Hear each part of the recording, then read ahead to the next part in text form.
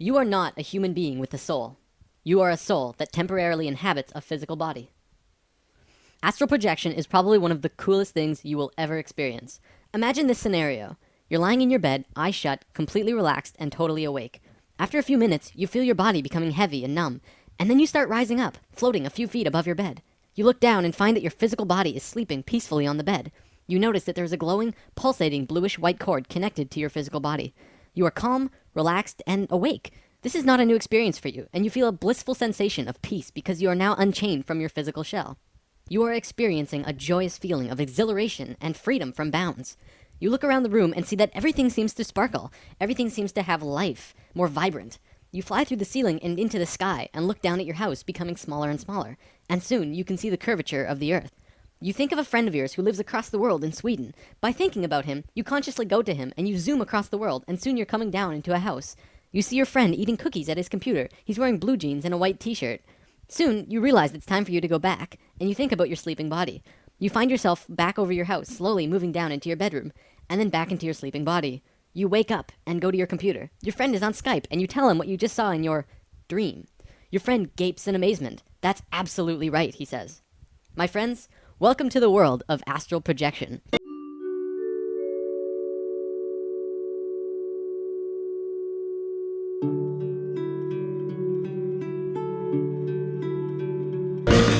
Astral projection is a phenomenon that is becoming rapidly more popular in the last 20 years, and even more so in the last 5. It is a process by which the human consciousness temporarily leaves the physical body and functions independently, while the physical body remains still and passive throughout. This results in observing the world from a point of view other than that of the physical body, and by means other than those of the physical senses. While astral projecting, however, you retain a very high level of waking consciousness during the experience, and can remember the event in every detail upon returning to the physical body. For many people, this happens randomly while asleep, becoming conscious in the middle of a dream. If you haven't, odds are somebody you know has.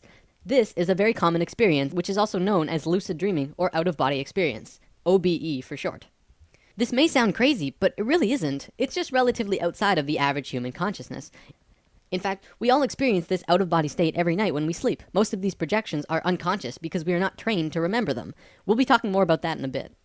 Astral travel was also known about in ancient times. The Egyptians called this their light body, Ka. They left inscriptions and drawings on rock walls depicting the soul leaving the human body. The Tibetans called it a double body, which housed the soul. Many Greek philosophers like Plato, Herodotus, and Hermotimus all talked about this as well. It's even written about in the Bible, for example, in the Apocalypse of John, and as well as the Epistles of Paul and Tarsus. Reports confirm that at least 1 in 10 people have experienced a conscious OBE, either spontaneous or controlled. Spontaneous OBEs can occur at any time, while sleeping, during sickness, under medication, during an accident, or even while meditating. Controlled is like it sounds, willingly leaving the body. Before we continue, let's talk a little more about dimensions that we established an understanding of in Lesson 7. The dimension I'd like to talk about in specific is the 4th dimension, which is also generally referred to as the astral realm. Those who have visited the astral typically find themselves in an environment where all senses seem greatly magnified. These senses are not our normal physical senses, but inner astral senses. Thoughts can actually be seen to take shape instantly, and anything desired can be manifested by means of the powers of the imagination in the very process of creation. It is the ultimate place for true creation to take place, because you are only limited by yourself in what you can create. The astral plane vibrates at a much higher frequency than the physical plane. There is no gravity, or at least if there is, you're not bound by it. You're existing in these higher dimensions all at once, though less in the higher ones than here. In Lesson 1, we talked about the thought realm. At that time, I couldn't really say 4th dimension. It would have made no sense. But ultimately, that's where your thoughts are manifested. Even right now, as you're watching this, you're manifesting thoughts or ideas into this realm. From my understanding, emotions manifest on the 5th dimension, or it could be the 6th, as they are much more powerful. When you visit the astral realm, you'll learn that it's basically divided into 3 sections. This spans across different dimensional overtones that we covered previously. They're usually just called lower, middle, or higher astral planes. The difference is their vibratory frequency. The lower astral plane is vibrating at a very low frequency. It's relatively dark and more primal. Some have described it as the places of Dante's Inferno, and others think of it as purgatory. Many lost souls reside here, but it's usually also where people go when they're dreaming, as well as where you're exploring when you are astral projecting, unless you know how to raise your own frequencies into higher realms. It takes a long time to get there, though. The middle realm is a plane full of double rainbows of vivid colors and exquisite beauty. It would be impossible to try and rationalize this place. Everything, including inanimate objects, have auras of energy emanating from them. Time is a great illusion to us, and in these realms, time will seem distorted. Many people have said that they are able to perceive past and future events. The higher astral planes are called the heavens by the Christians, and the Summerland by the spiritualists. This place is beyond comprehension for most people, but it is a very pure, angelic realm. In fact, this is where the angels reside. Oh yes, angels are real. Remember when I said you were existing on higher dimensions as well? Well, angels would be a part of your higher self. To this day, all over the world, people report of being visited by angels. This is where they're from. As the dimensional levels go higher and higher, less and less has been documented. For few people have actually been there to write about them, and even those who have a hard time putting such experiences into human words. So, let's talk about some benefits of astral travel. First-hand experience gives us the unique opportunity to experience and explore beyond the limits of our physical senses. It gives us the ability to obtain first-hand knowledge of our existence. Recalling past lives. We learn more about ourselves by understanding our past lives. Most people on Earth have been reincarnating over and over for the past 13,000 years since the to-be-discussed fall I mentioned in Lesson 7. As we project more and more, we begin to have healthy recollections of past lives. Identify reasons for existence. You may even recall the purpose that you came to this lifetime on Earth for. This information can help us get to know ourselves better, overcome traumas, self-cure certain illnesses, and expand our sense of fraternity and universalism. Remember, you don't have a purpose except the one you give yourself. Do you remember what that purpose was? Flight. Probably the best part about astral projection. I've only had 4 or 5 out-of-body experiences personally, but in all of them, I just ended up flying around. One time, I even flew through space. In the astral, even the sky isn't the limit. You can glide through the air like a balloon, or Superman around the world at breakneck speeds. I can't stress enough how fun this is. If you're gonna astral project, you'll probably just want to fly all the time. Meeting guides.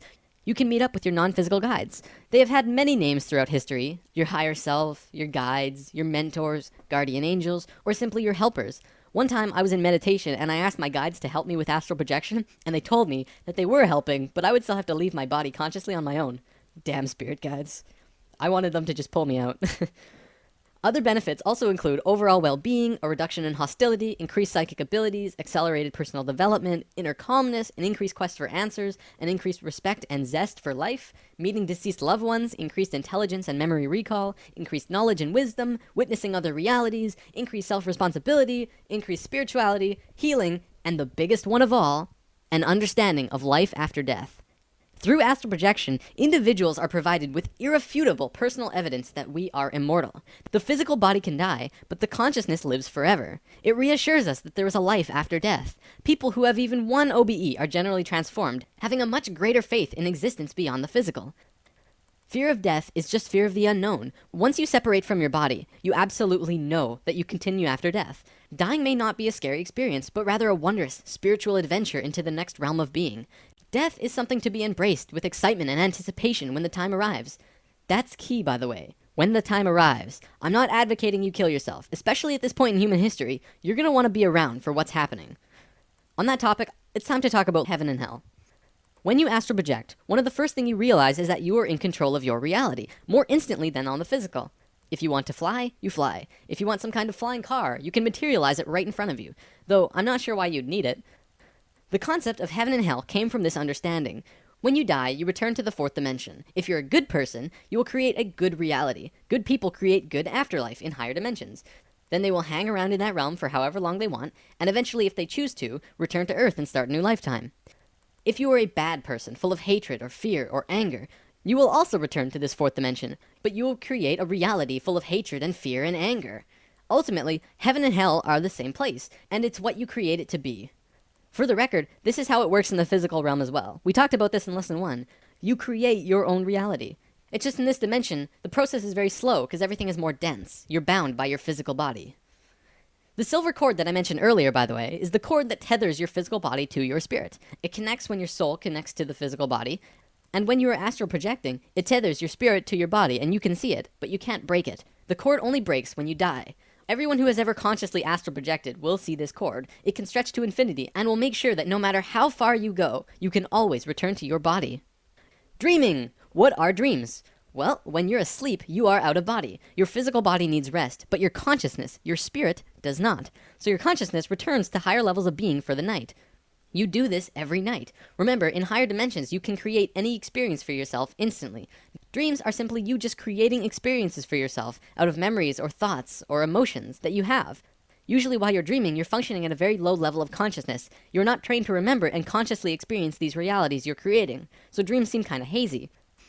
So when you have a dream and you're pondering the meaning, just ask yourself, why did I give myself that experience? Some have said in these higher realms they could perceive the past and future. Perhaps this is why sometimes we have dreams of things that happen a week later. Scientist Stephen LaBerge has actually proven that the phenomena known as lucid dreaming is real. Lucid dreaming and astral projection are actually the exact same thing. Many mainstream scientists will say that astral projection is unproven. However, now we've proven lucid dreaming to be real. So naturally, if you accept lucid dreaming, you have to accept astral projection as well. So what's the difference between lucid dreaming and astral projection? Well, lucid dreaming is becoming conscious while asleep, already out of body. Astral projection is consciously leaving the body, going straight from a waking state to an out of body state. And that's it. Now I have a little surprise for you, but first I want to say this. I don't have time to teach you methods of astral projecting, but I have a myriad of resources for you to look at in case you want to try it out. I really recommend it because it's absolutely the coolest experience you will ever have. Even for you skeptics, I ask that you don't immediately shut this out, especially since modern science has proven it to be real. My first recommended source is the book Astral Projection, Amazing Journeys Outside the Body. This is the best book you'll ever read on the topic. It has great descriptions and explanations of everything, including tons and tons of projection methods as well. Next, the 3 Robert Monroe books in this order: Far Journey, Ultimate Journey, Journeys Outside the Body. As I mentioned in Lesson 8, Robert Monroe completely mapped out these other worlds, and if you want to learn about them in depth, seriously check these out.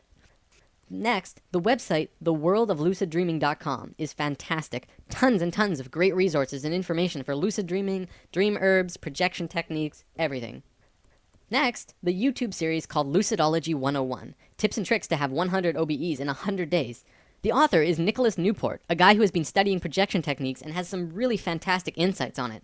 He also sells Lucidology 102 and 103 on his site. Very helpful resources. And finally, binaural beats. In Lesson 8, we talked about binaural beats and what they are good for. There are many, many binaural beats that you can use to achieve out-of-body states, but you should learn to meditate first, of course. Remember, Google is your friend. Simply Googling astral projection will give you a myriad of other sources that will help you find out as much as you need to know about it. There's tons of stuff out there. And now for your surprise. Simply explaining astral projection won't show you just how incredible of an experience it truly is. I want to show you. So I worked really hard this week, and I hope to give you an idea of what you can expect to experience whenever you go out of body, if you choose to.